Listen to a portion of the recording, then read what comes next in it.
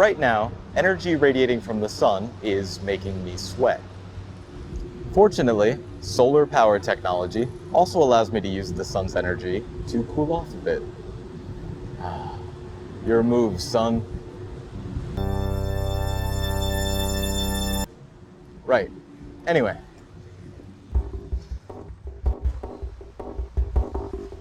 Solar panels were first used to power satellites back in the 1950s.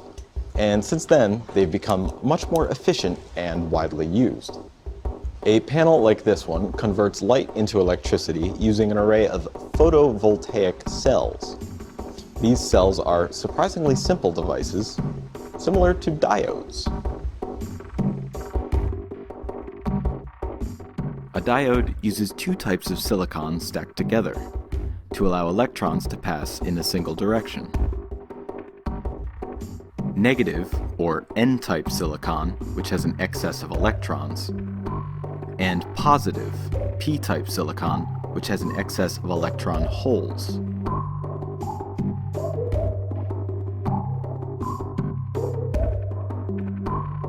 Similarly, a photovoltaic cell uses a wide, flat layer of P-type silicon covered by a thin layer of N-type silicon.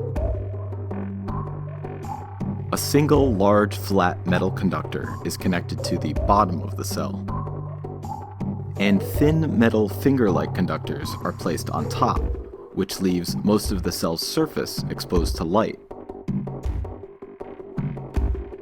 When light hits the surface of the cell, photons pass through the top layer and hit the junction between the positive and negative layers. This knocks electrons out of their holes and towards the top of the cell, while those resulting holes are pushed down towards the bottom. When we connect a circuit to the cell's conductors, electrons leave the negative layer and travel through the circuit in order to reach the available holes down on the positive layer. All the while, more photons are knocking electrons out of holes, and the cycle continues. That's quite a bit different from what a diode does, eh? I mean, a diode can't generate electricity or respond to light. Or can it? Okay, here we have a bunch of silicon diodes. They're the small signal type, so they have glass packages which should allow light to pass directly to the silicon. By wiring them all up in parallel and exposing them to light, we can see that, in fact, they do produce a little over 200 millivolts. And what about light-emitting diodes? A row of 8 red LEDs produces about 1.4 volts. These little tests won't produce much current, but they prove that diodes and LEDs do work in similar ways. But I digress. A single photovoltaic cell can provide half a volt. This panel here has 2, 4, 6, 8, 10, 12 cells, so it can provide 6 volts.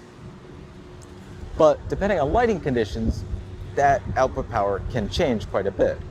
So the best way to use it is as a means to charge a battery, and then use that battery to power whatever it is you need to power. In order to charge my 3.7 volt LiPo battery here, I'll take the output from my panel and feed it into a specialized charging circuit. This circuit will manage the unstable output from the panel and provide a steady charge to the battery. This small power boost circuit will convert the 3.7 volts from the battery to a standard 5 volts, suitable for use in USB devices, microcontrollers, and what have you. In any case, even after understanding how it works, having the ability to convert light into electricity is still pretty mind-blowing to me. So go make something solar. But don't wear a black suit on the roof, because it's hot. Can I get a towel from somebody here?